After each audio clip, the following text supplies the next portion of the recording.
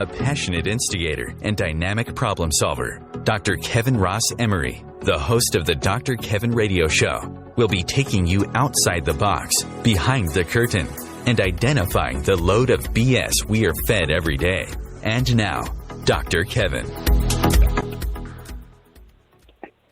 Hello, and welcome to the Dr. Kevin Show here on OMTimes, where we're changing the world. Wait for it, one ohm at a time. And here on the Dr. Kevin Show, every week we bring you the guest. Some weeks we bring you the regular first Thursday of the month, Matt Connerton from Matt Connerton Unleashed. Next week we'll be having our astrologer for planetary influences, Rob Stewart. And at the end of the month, Lori Powers Otto will be joining me, and we'll actually have a guest on this month. Sometimes we do, sometimes we don't. But this week, it is just me and this week's guest. I will get around to introducing this week's guest in just a moment. But I'd like to remind everybody this is a live call-in show. So you can call in at 202-570-7057, 202-570-7057. Tonight, you also, this is not always available, but if you happen to be listening to us, and so you're listening to us via phone, you can go to facebook.com/The Dr. Kevin Show. Just put in The Dr. Kevin Show, and you will find it. I am monitoring tonight, so if you have a question and you would like, you can type it in. I'll see it, and I'll bring it on air for tonight's guest or myself to answer, and we might even answer it on the Facebook page. Just remember, if you're there, like the page. Whether you like me or not, I don't care. Like the page. I'm going to go on it, like it. So, next week we have planetary influences, and every month for my regular followers, we're I think our 18th year on air now, and you've seen me have a plethora of astrologers through the years. But we always talk about how, you don't give your power away to astrologers. You look at it as more information with which to make better decisions. That what does go on in the skies affects us. If you don't think so, look at the tide on a full moon. There are a lot of things that affect us. When we look at that stuff, we traditionally think of astrology. Let's look at the astrology of it. How does it line up? For some people, they get all excited and do a little, moon, sun, and stars happy dance. Talk to me astrology. But we don't often look in the heavens from the perspective of tonight's guest. And he is not an astrologer, and he's not going to be talking astrologically about things, or maybe he'll surprise me and throw something in every now and then. But that's not really his gig. That's not his ride. His ride, if you go to the Dr. Kevin Show, is kind of this hot-looking ride that says ECLPS 24. And it's talking about Eclipse 24, or 2024. Tonight's guest is Rik Yeames. He has been known as the Pied Piper of pizza. So, when the moon in the sky looks like a big pizza pie, that's Rik. Peace, so pizza, peace, and solar eclipses. He is part of a Solar Eclipse Task Force, the Eclipse Mobile, which I just described, and there is a picture of the sweet ride, again, if you want to go to the Facebook fan page. And he's going to be raising awareness and talking about why we need to pay attention to these things and why they're important. So what I'm going to do right now is, and I notice, because I don't do the write-ups for the show, I know my job is to be here with the guest. I don't see contact information for Rik, but we want to make sure we get some, unless after this interview he goes, I don't want any of your people calling me or emailing me. And he could do that. It's Rik. Rik, welcome. Thank you, Kevin. So talk to me about pizza, peace, and solar eclipse. How did you get involved? Why should we care? I'm just going to throw it up and I'm going to let you talk. I know it will be hard for you. I know Rik personally. I know it will be hard for you to get over that shy-sided personality, but I'm sure you can pull it out for us. I can. I can talk about pizza for days, peace for weeks, and solar eclipses for months. So not a problem there. And my business is pizza. I've been a Domino's pizza franchisee for this is my 33rd year, and that's what pays the bills. My ministry is peace, and I'm a huge fan of peace. I think we all could use more peace in ourselves, our communities, and our planet. And my passion, the topic for tonight, is solar eclipses. And each of these, I feel, are sort of neutral, not pizza in regards to Domino's, but pizza generally, and peace and solar eclipses.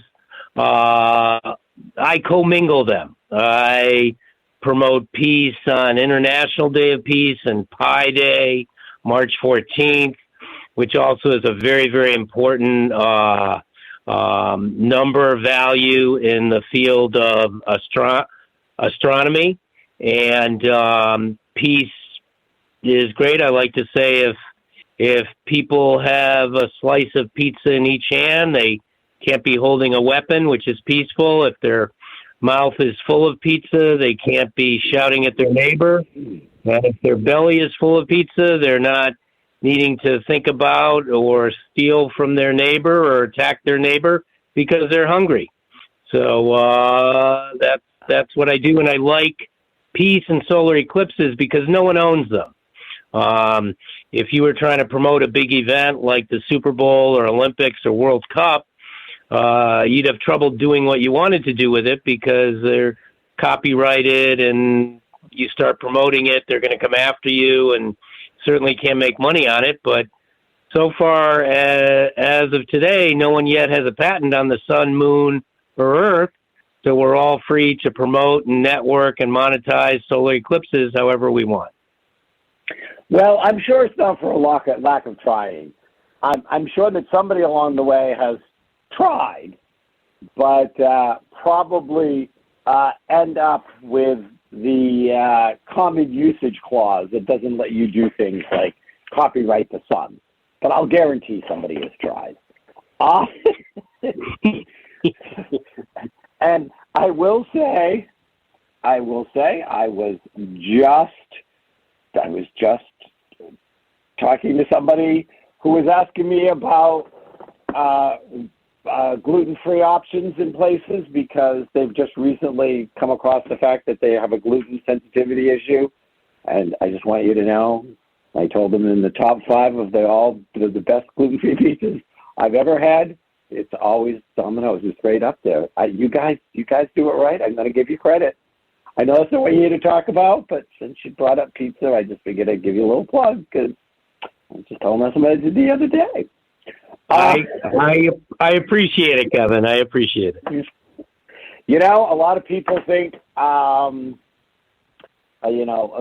have your pizza snobs who wouldn't think of Domino's, and when I go, no, you need a gluten-free pizza, go there. Trust me. Okay, so. Now, one of the things is we could talk about peace forever, and people have been talking about peace forever, not that they've actually achieved it worldwide, but they can achieve it in their life, but it's a conversation for a different day. You belong to the New Hampshire Solar Eclipse Task Force. So tell us about the journey of how you got hooked on the sun and solar eclipses. And so let's start there. What made this your personal piece of pleasure pie? So I think, excuse me? And then see what I did there? I worked in all your stuff. I did. Well, my piece of pizza for peace, the first one is PIECE, and the last one is PEACE. So I'm a huge fan of puns. I'll have to share later on as a final sign-off maybe one of my favorite puns. But anyways, I think it started for me around about 2015, and that was a couple years ahead of the Great American Eclipse that occurred on Monday, August 21st, 2017. And I viewed that one out in Casper, Wyoming, with a bunch of fellow eclipse chasers. And I started networking it and promoting it and advocating for it a couple years ahead. And I realized I was way too late. There's no right time to start promoting and advocating for solar eclipses. There's way too early and way too late. So when I started in 2015 for the 2017 one, I quickly realized I was way too late.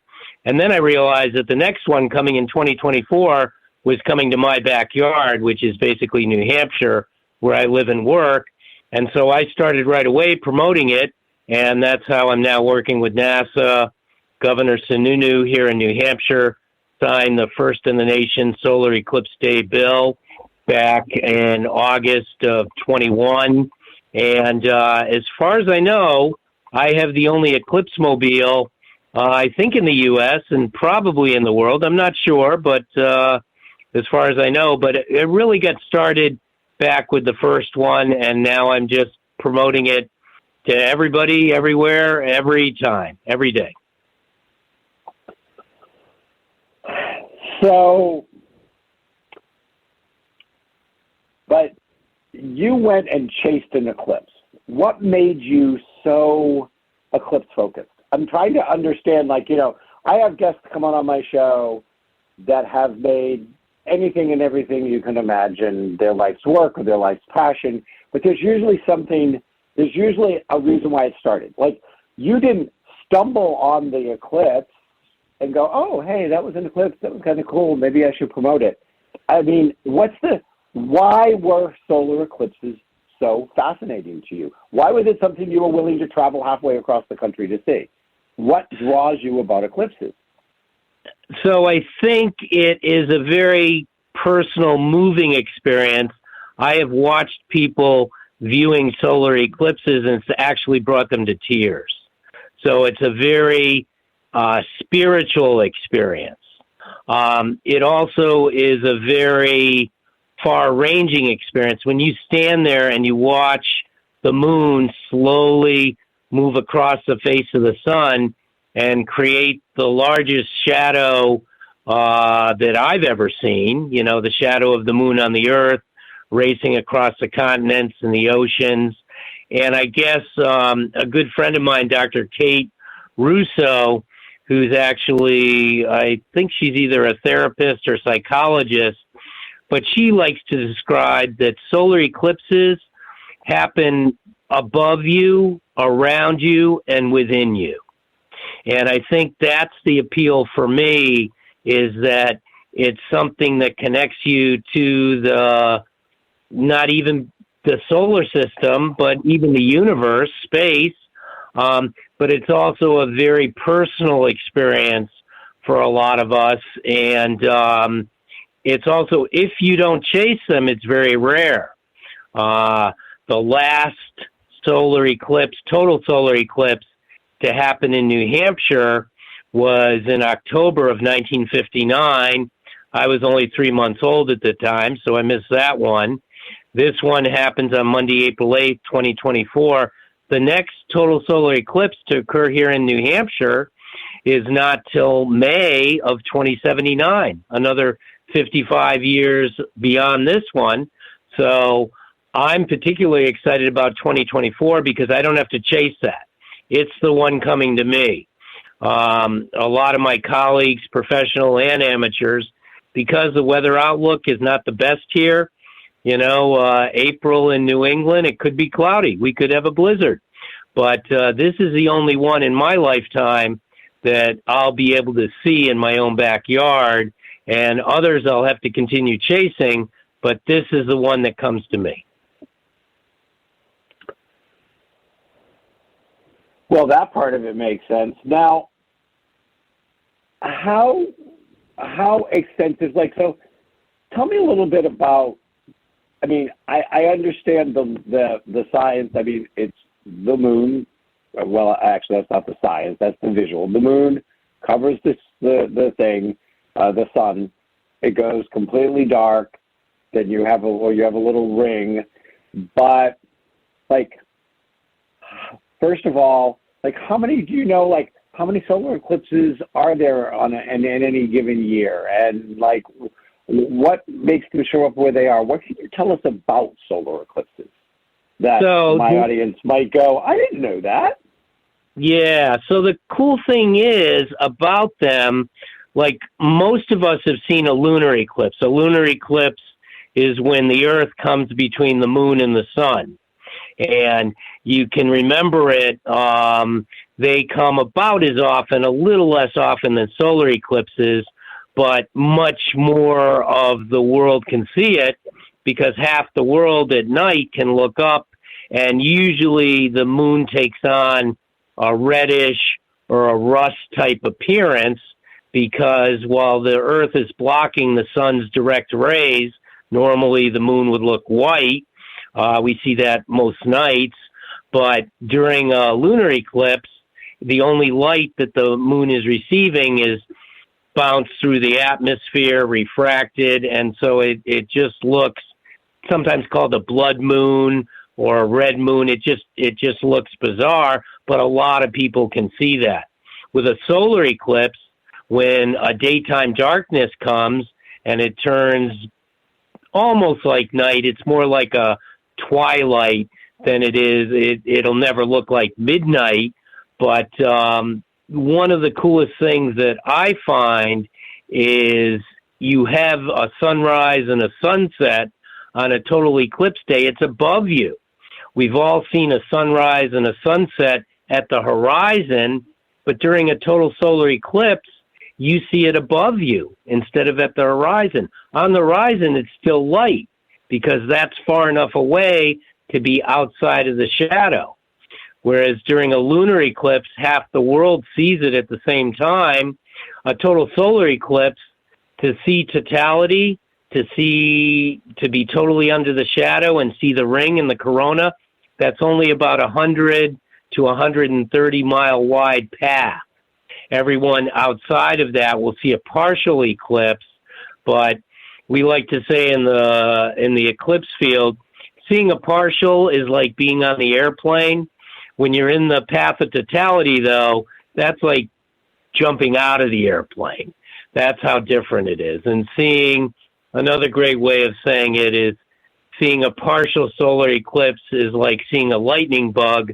Being in the path of totality is like seeing lightning. So it's not just a little bit different, it's exponentially different. So this is why I can talk about these for months, because, you start talking about them.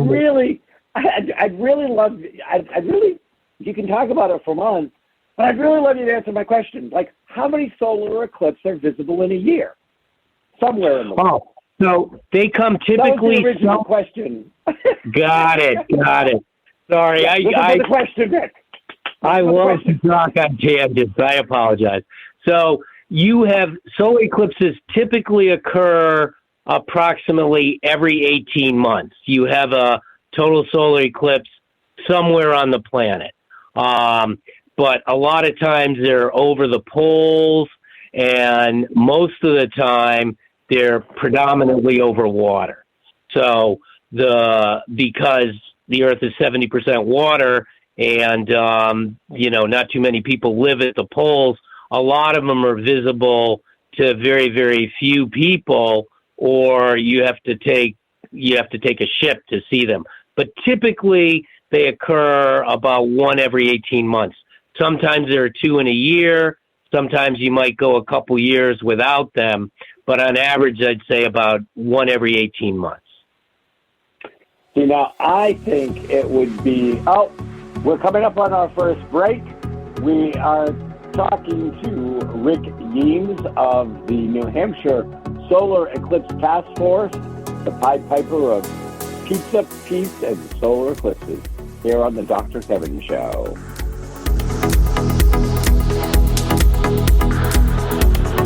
Conscious media for conscious minds. OMTimes.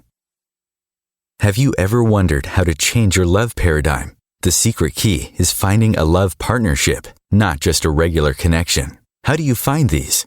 Through conscious relationships. Ascending Hearts Dating is a dating site for people like you that believes in second chances and a different type of spiritual connection. Try Ascending Hearts for free today at ascendinghearts.com and change your love paradigm. Ascending Hearts, the premier dating community for the spiritually awake. Hello, I'm Sandy Sedgbeer, host of OMTimes magazine's flagship radio show, What is Going On? My passion is sifting through information, research, and innovations from new thought teachers, speakers, and researchers pushing back the boundaries of what we know about life, energy, metaphysics, and the universe. I love shifting perceptions about who we are, why we're here, and how quickly impossible becomes normal when we open our minds, expand our awareness, and accept that the only limits that exist are those we place upon ourselves. So if you're the kind of forward-thinking, eager investigator of what lies beyond the current reality that most perceive, why not make a date to come play with me in the field of possibilities at 4 p.m. Pacific Time, 7 p.m. Eastern Time every Thursday, and together we can discover what's really going on. You came across someone struggling with hunger. How would you recognize them? Would you notice an 8-year-old girl who's not excited for summer break because she may not be having lunch again until September? Or a war veteran who's having a hard time landing a job and getting back on his feet? I am the 1 in 8 Americans who struggle with hunger. I am hunger in America. Hunger can be hard to recognize. Learn why at IamHungerInAmerica.org, brought to you by Feeding America and the Ad Council.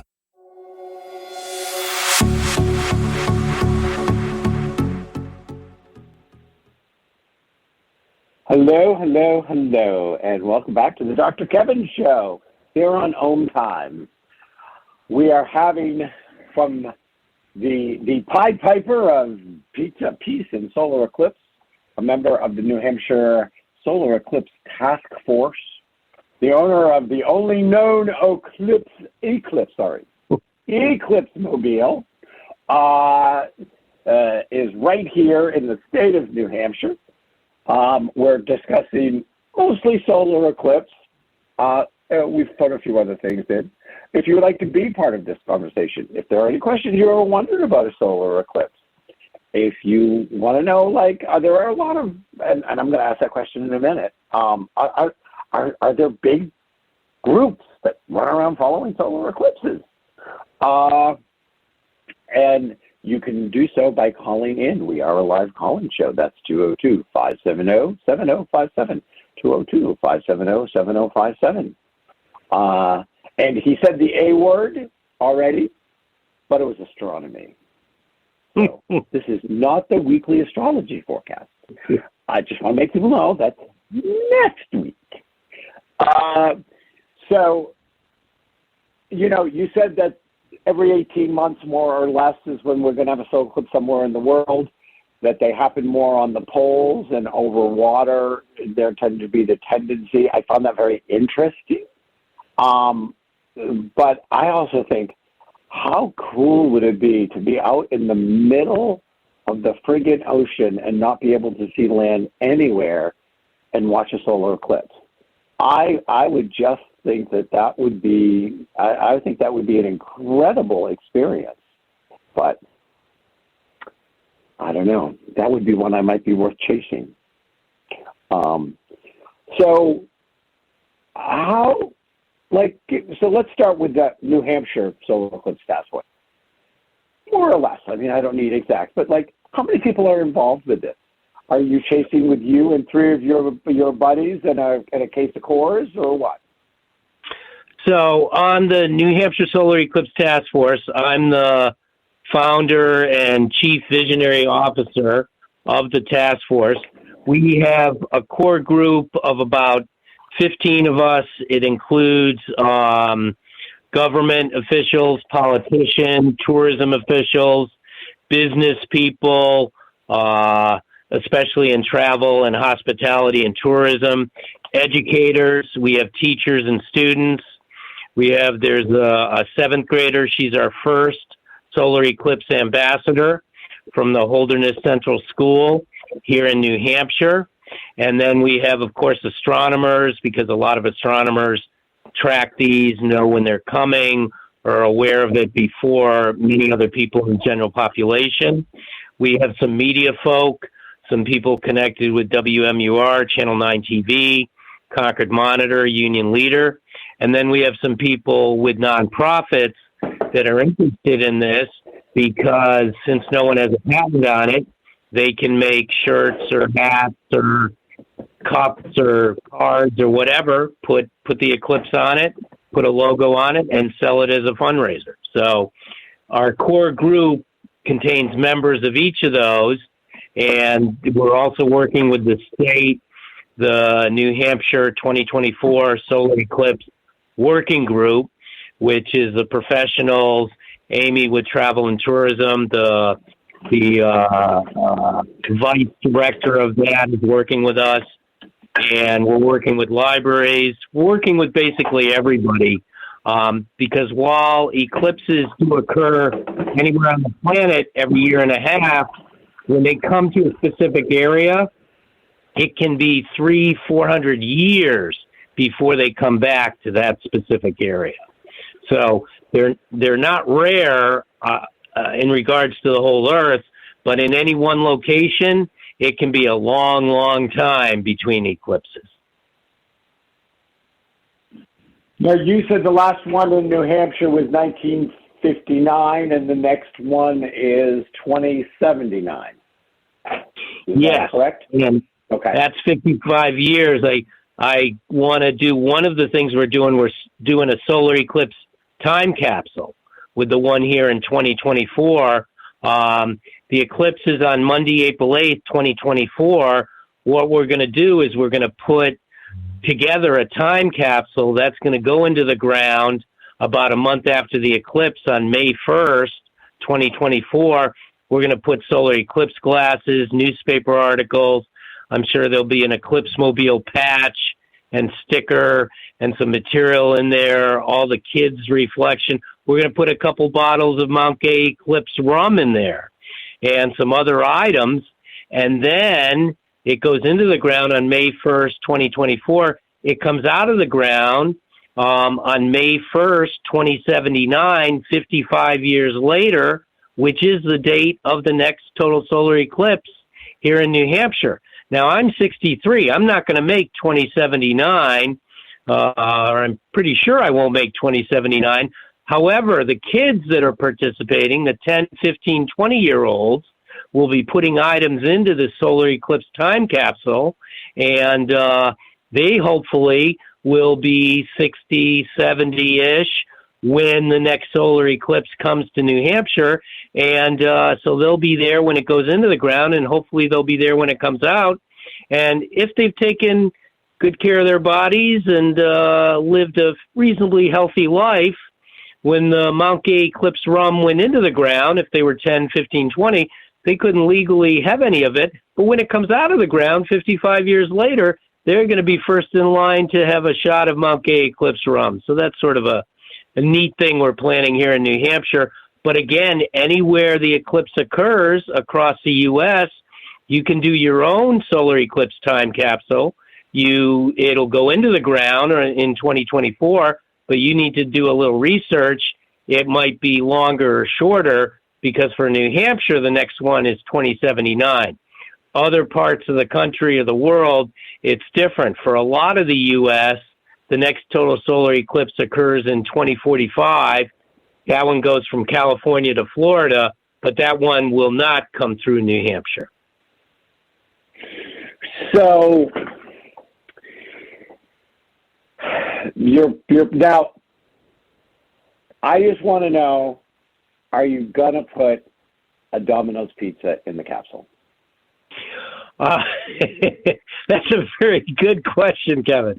We will not put an actual pizza in there. However, Domino's Pizza, that's a great segue. Thank you. We do have Solar Eclipse glasses branded with Domino's Pizza. They're actually on the glasses with the dates of the two eclipses. We've been talking about Monday, April 8th, 2024. However, 177 days earlier this year, on Saturday, October 14th, 2023, there's a second solar eclipse that's coming. Now, that one is not a total. That's what's called an annular solar eclipse. And the difference between an annular solar eclipse and a total solar eclipse is that the moon is a little bit farther from the Earth for an annular, so it never totally, completely covers the sun. It creates what's called a ring of fire.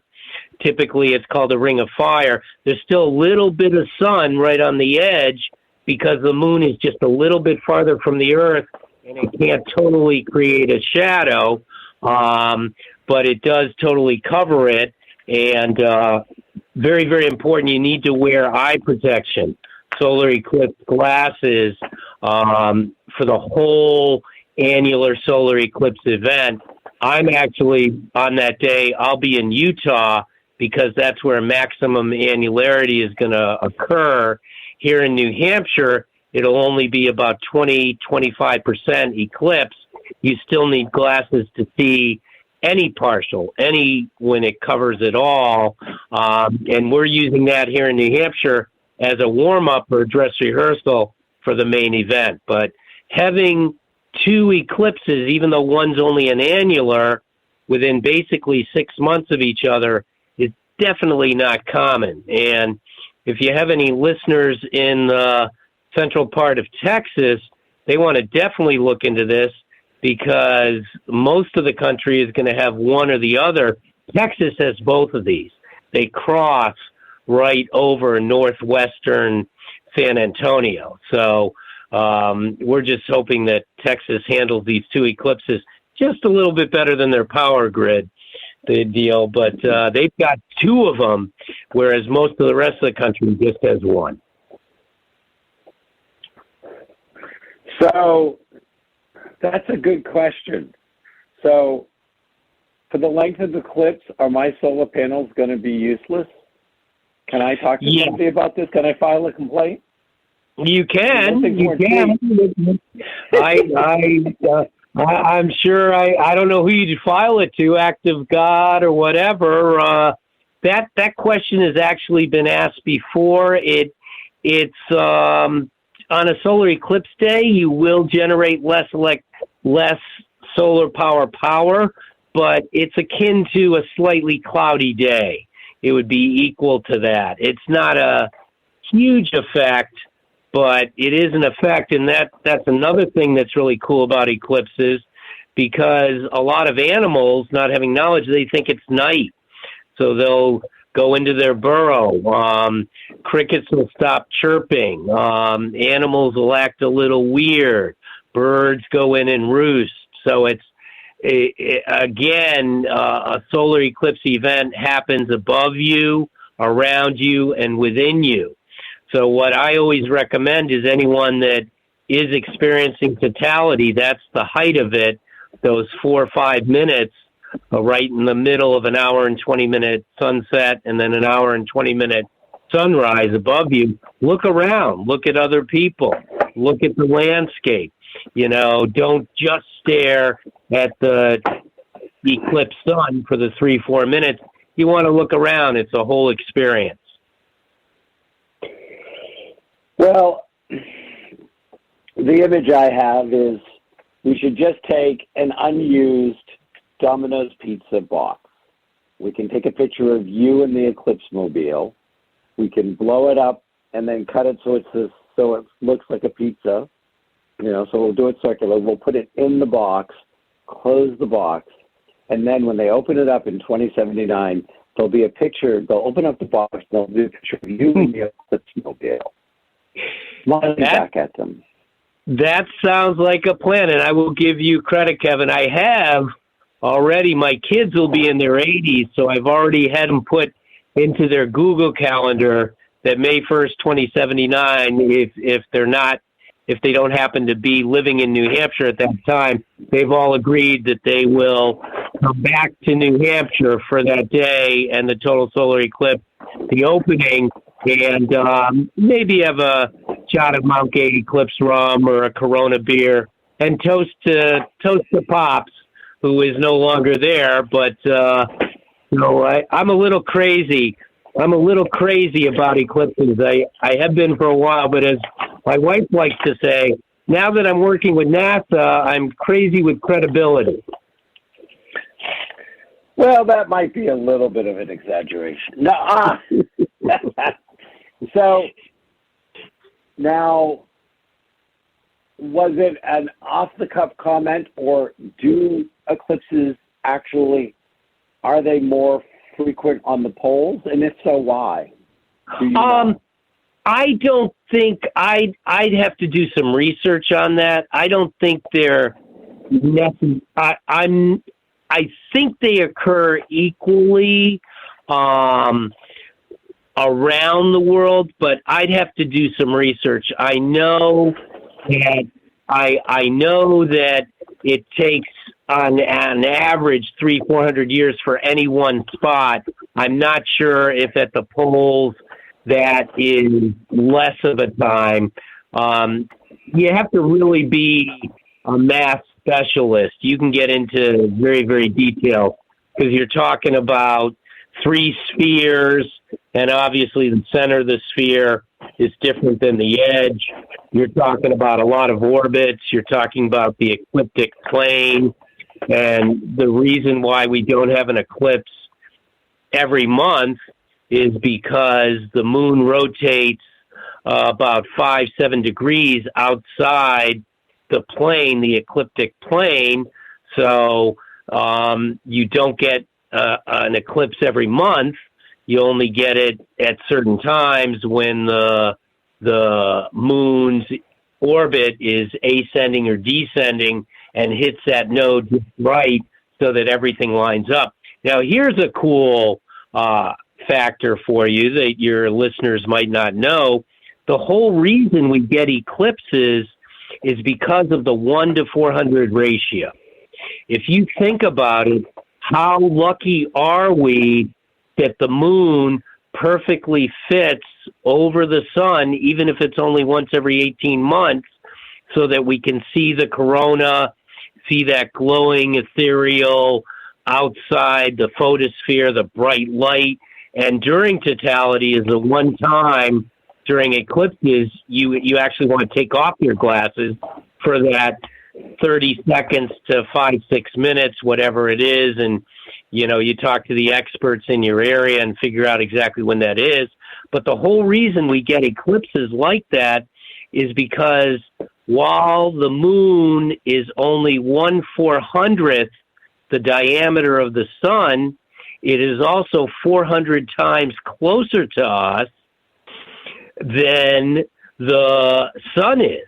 So that ratio of 1-400, 400 times farther away, but also 400 times larger, that's the reason why we get solar eclipses, total solar eclipses. Well, I was wondering.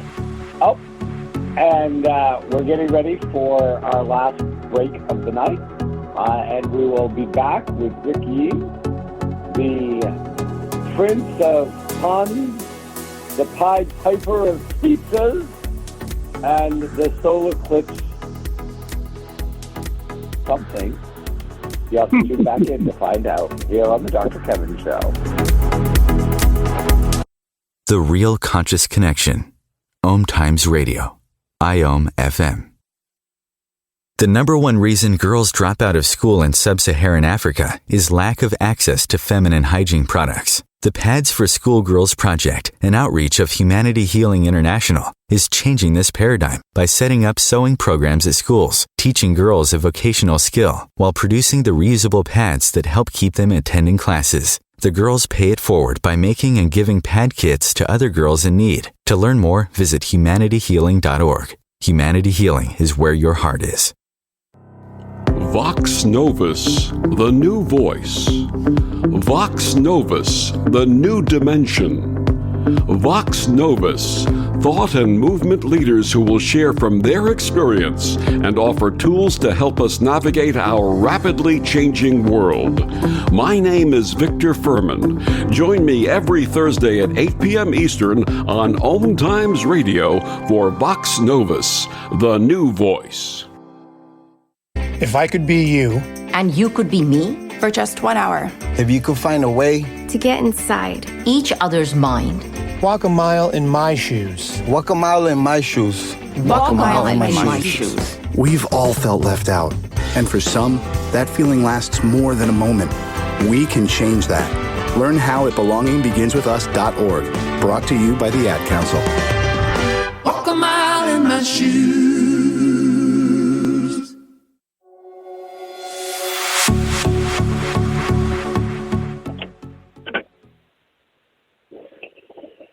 Hello, and welcome back to the last segment of the Dr. Kevin Show here on OMTimes. We are here this evening with the Pied Piper of pizza, peace, and solar eclipses. I think we have to find a different word than solar eclipses. It ruins the alliteration. I need you to work on that, Rick. See if you can come up with another way. We are talking about solar eclipses. There's going to be a solar eclipse on May 1st, 2024. That is a real deal, full deal, absolute solar eclipse. We're going to have a pretend solar eclipse in October of 2023. I don't remember the date. 16th, 17th, did you say? What was it? 14th. 14th. Well, we see how close I was. I would have looked out the window 3 days too late. So you will see a faux solar eclipse. I think that's what you called it, right, Rick? And, it's a what? It's an annular solar eclipse on October 14th, 2023. So, if people want to follow the work that you're doing, want to be in a loop, sign up for a mailing list, get involved with a project somewhere, where do we send them? Because I'm going to write it right in the notes field right now. So if people listening to this can go to facebook.com/The Dr. Kevin Show. That's just DRKEVIN show. So you can search for The Dr. Kevin Show. You can come. And where would be the best way for them to get more information and to contact you? The best way to get more information is to go to the NASA Solar Eclipse site, because they do stuff for across the country, and they've got websites dedicated to it.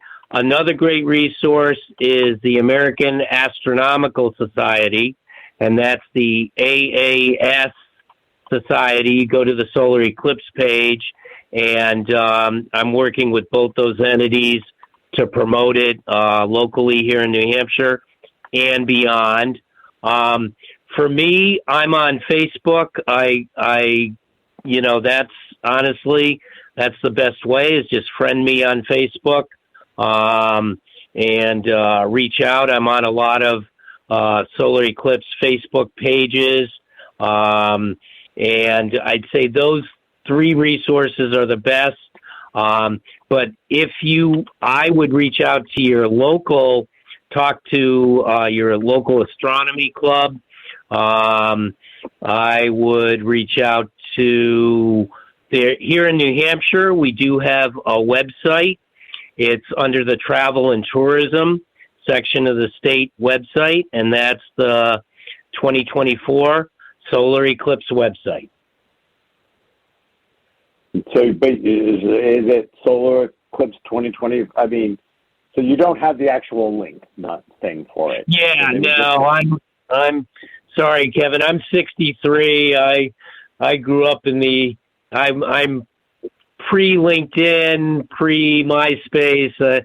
they had pagers back when I was in high school. That's how we kept connected. So I just really sort of make the connections. I do a lot of networking, but I don't have a lot of stuff on my own except for things like time capsules. We're doing a paint the center line, which is, we can't do that here in New Hampshire, but we're doing that in New York and wherever the Eclipse center line is occurring. So we have a song, we have an Eclipse Mobile ditty, but I like to focus very locally here in New Hampshire, and then I sort of skip ahead to the planet, the globe. Most of the stuff in the middle I don't deal with. I just look at Concord, New Hampshire, and the planet. But, people can get a hold of me if they really want to reach out through NASA or through the AAS or through your show. If there's someone that has a burning question, have them posted on one of your sites, Kevin, and relay it to me. I think we're friends on Facebook. But for mass connections, stuff like that, the best way is to just friend me on Facebook and mention your show so I'll know how I know them, and we can go from there. So, now you said May 1st. Oh, well, no events on May 1st on New Hampshire website. Events calendar. May 1st, that's May 1st, 2079. That's the next one. They don't have that up yet. The big one we're talking about is Monday, April 8th, 2024. Okay. So, Monday, April 8th, 2024, no events for the day. Okay. That's the state's fault. That's not me. Visit NewHampshire.gov. I know that a lot of people that come to a Facebook page will click on a link, but they're not necessarily going to. Let's see if I put in Solar Eclipse on the New Hampshire website and see what I got. Because, there are businesses. I did put your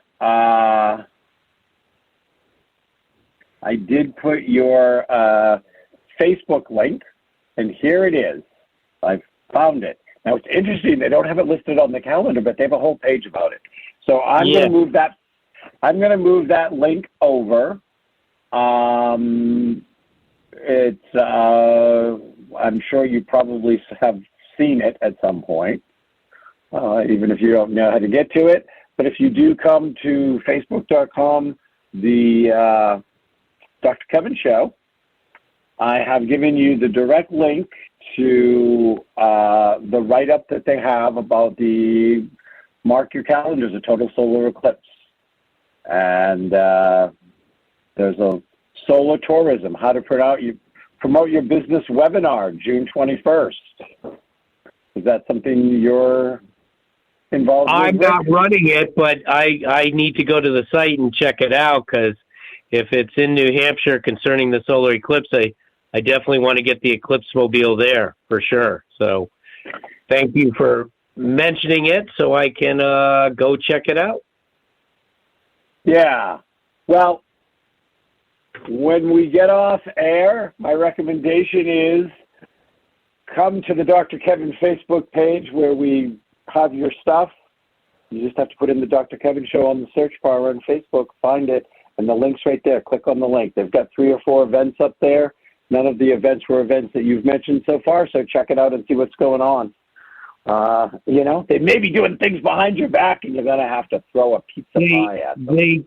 They could be. My specialty is community outreach, so when it gets to the state stuff, I'm hoping they're going to have a scratch ticket with a solar eclipse theme. They might have a beer. Hopefully they're going to have shirts and hats and mugs with that logo, the New Hampshire Total Solar Eclipse logo on it. Like I say, we miss this opportunity. It's another 55 years before it comes around again.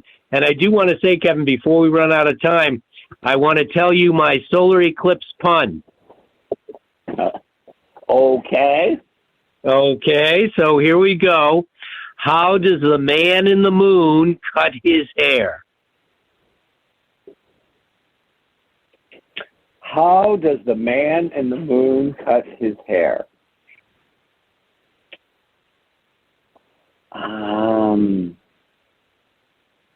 I don't know. How does the man in the moon cut his hair? Eclipse it.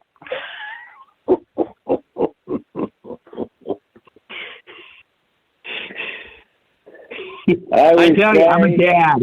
It's a dad pun. What can I say? It certainly is. So, do you put any kind of magical, mysterious, metaphysical, spiritual energy towards eclipses?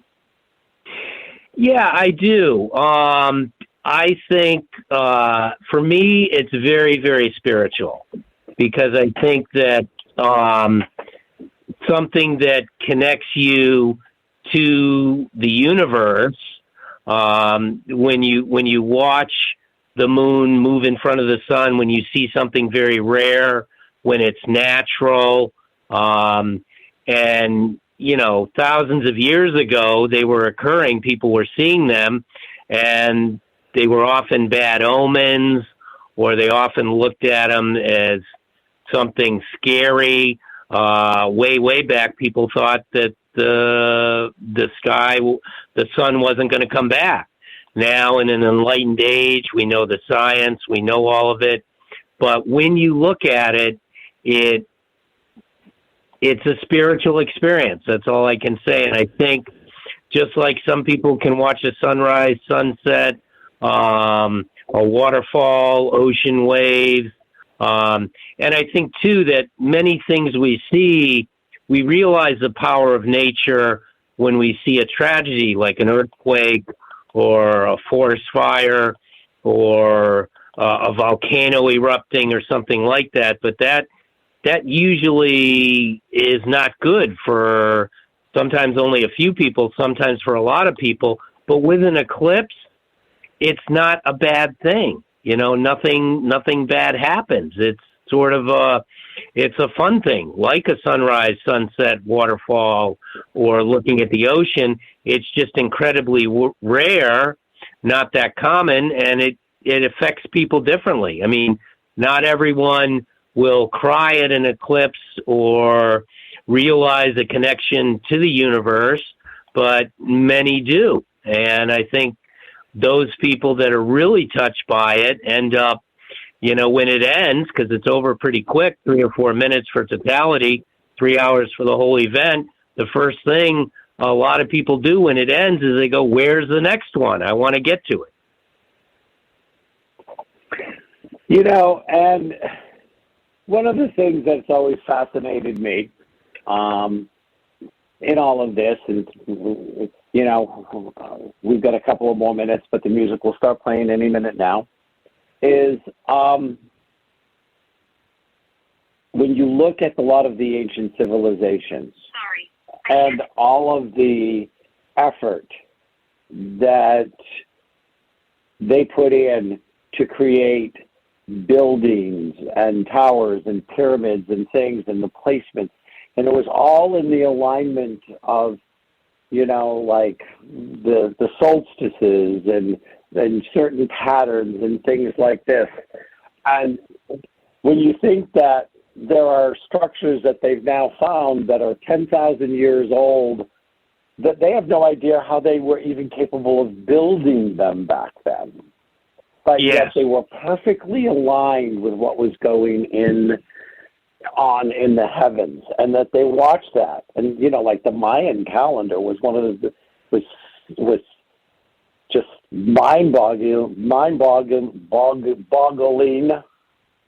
There we go. I can get the word out. Really, about its preciseness and its accuracy and the advanced mathematics that were involved with it. And yet, it was 10,000 years ago.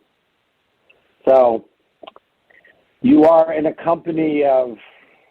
long-standing company of those that are fascinated by the heavens in one way, shape, or form. Yeah, I tell you, I'm a dad. It's a dad pun. What can I say? And you know, it was 10,000 years ago. So you are in a company of a long-standing company of those that are fascinated by the heavens in one way, shape, or form. 10,000 years ago.